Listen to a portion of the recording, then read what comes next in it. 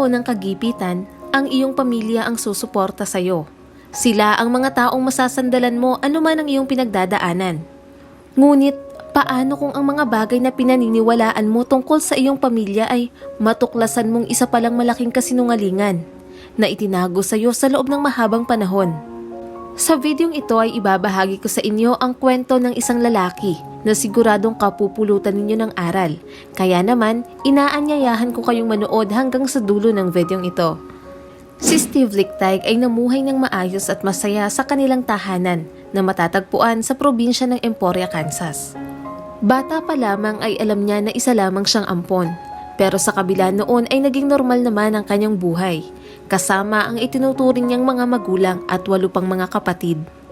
Siya rin ang pinakabunso kaya naman mahal na mahal siya ng mga ito. Ayon sa magulang niya na sina Don at Mary Jane, ang totoo niyang tatay ay isa raw veteranong sundalo noong ikalawang digmaang pandaigdig.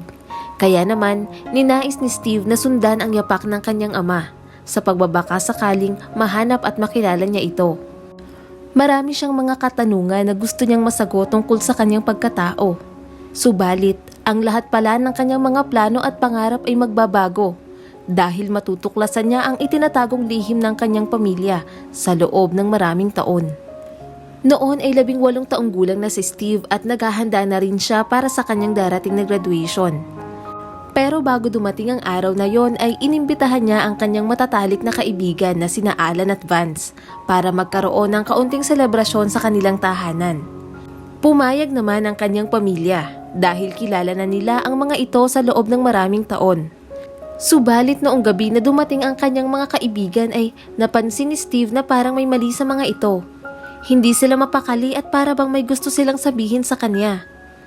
Ang mga itinuturing niya palang mga kaibigan ay alam ang itinatagong lihim ng kanyang pamilya at naghihintay lamang sila ng tamang panahon upang ipagtapat ito kay Steve. Maya-maya ay pumasok sila sa kwarto niya, sabay sara ng pintuan. Unang nagsalita si Vance at sinabi nitong mayroon daw silang ipagtatapat. Tahimik namang nakaupo si Steve dahil wala siyang kaalam-alam sa sasabihin ng mga ito. Tinanong ni Alan si Vance kung sigurado na daw ba ito sa kanyang ipagtatapat. Sumagot naman si Vance.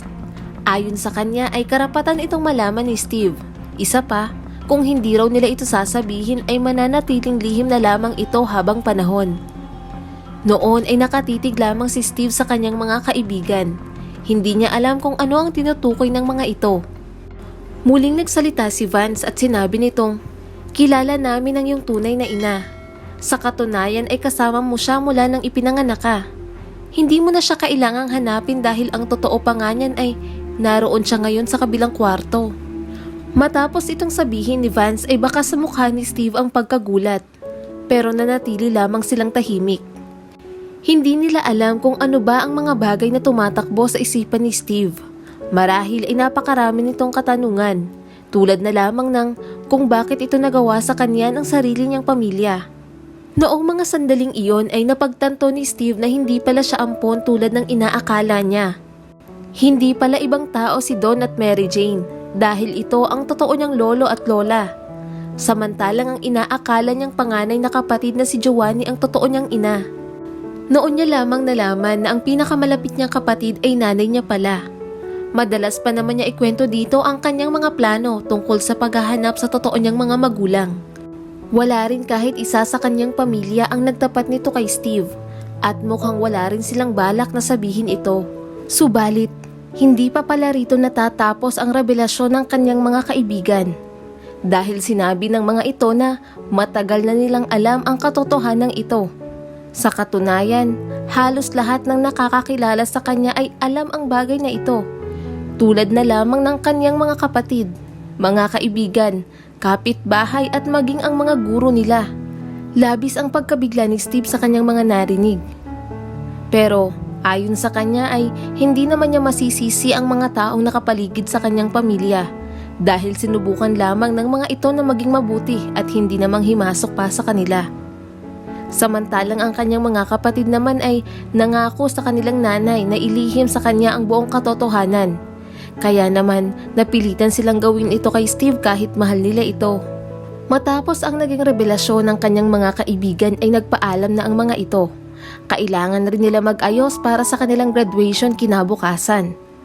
Sinabi naman ni Steve sa kanila na okay lang siya at nagpasalamat rin ito kay Alan at Vance. Dahil sa natuklasan ni Steve ay hindi ito nakatulog. Nag-isip rin siya kung ano ang pwede niyang gawin. Kinabukasan sa araw ng kanilang graduation ay nanatili lamang kalmado si Steve.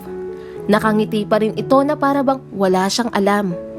Nagpa-picture siya kasama ang kanyang pamilya at umattend pa siya ng graduation party. Ngunit sa kabila ng mga ngiti niyang yun ay nagkukubli ang mga emosyon na malapit ng sumabog. Gusto na sanang kumprontahin ni Steve ang kanyang mga magulang pero nagtimpi siya. Ngunit makalipas ang 1.5 buwan ay hindi niya na ito napigilan. Isang umaga, araw ng linggo, habang nanonood ng misa ang kanyang pamilya ay sinabi niya sa mga ito na alam niya na kung sino ang totoo niyang ina. Pero sumagot si Mary Jane at sinabi nitong hindi niya alam kung ano ang sinasabi ni Steve. Paulit-ulit nitong itinanggi ang katotohanan hanggang sa narinig nilang magsalita si Don. Sinabi nito kay Mary Jane na aminin na ang katotohanan, kaya sa huli ay umamin na rin ito. Dahil sa galit ni Steve ay umalis ito ng bahay nang hindi alam kung saan siya pupunta. Hanggang sa mapadpad siya sa isang motel upang doon magpahinga at ilabas ang kanyang sama ng loob. Mabilis namang nalaman ng kanyang pamilya ang kanyang kinaroroonan sa tulong na rin ng kanyang mga kaibigan. Agad na tumawag ang kanyang totoong ina sa motel upang siya ay kausapin. Kinakabahan ito habang nagsasalita. Doon ay ipinaliwanag ni Giovanni kay Steve kung paano humantong sa ganoon ang kanilang pamilya. Bata pa lamang daw siya noong lisanin niya ang Kansas para pumunta siya sa Los Angeles. Sa pag-aakalang doon niya mahanap ang kalayaan na inaasam niya. Isang bagay na hindi niya naranasan noong kapiling niya ang kanyang mga magulang. Doon ay nakilala niya si Henry at di nagtagal ay nahulog ang loob niya rito. Habang sila ay magkarelasyon ay hindi niya inakala na magdadalang tao siya sa murang edad. Dahil sa nangyari ay napilitan siyang umuwi kahit alam niyang magagalit ang kanyang pamilya. Sa paglipas ng mga buwan ay patuloy na lumalaki ang tiyan ni Giovanni. Kaya naman hindi siya pinapalabas ng bahay dahil ayon sa kanyang ina ay isa itong kahihiyan sa pamilya. Nang isinilang niya si Steve ay pinalabas nila itong ampon sa pag-aakalang walang ibang makakaalam nito. Ayon kay Giovanni, istrikto at talagang takot siya kay Mary Jane kaya wala siyang magawa kundi ang sundin ang inuutos nito.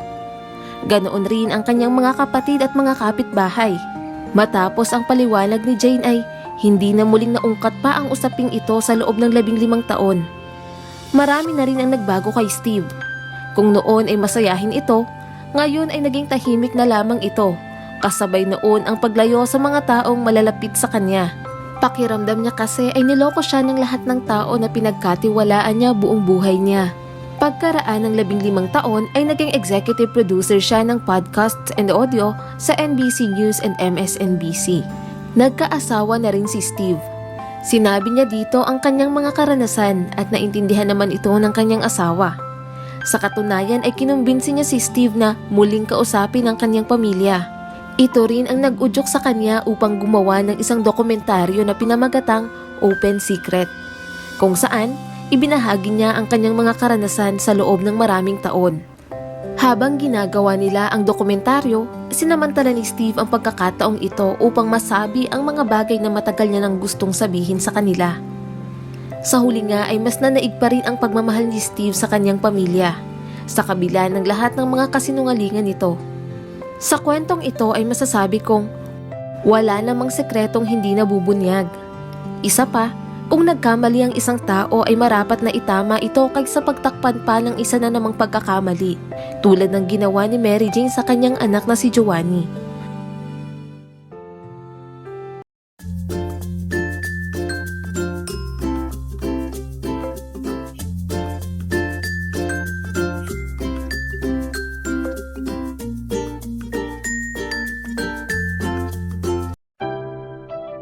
Maraming salamat sa panonood. Huwag kalimutang i-like and subscribe at pindutin na rin ang notification bell para updated ka sa mga susunod naming video.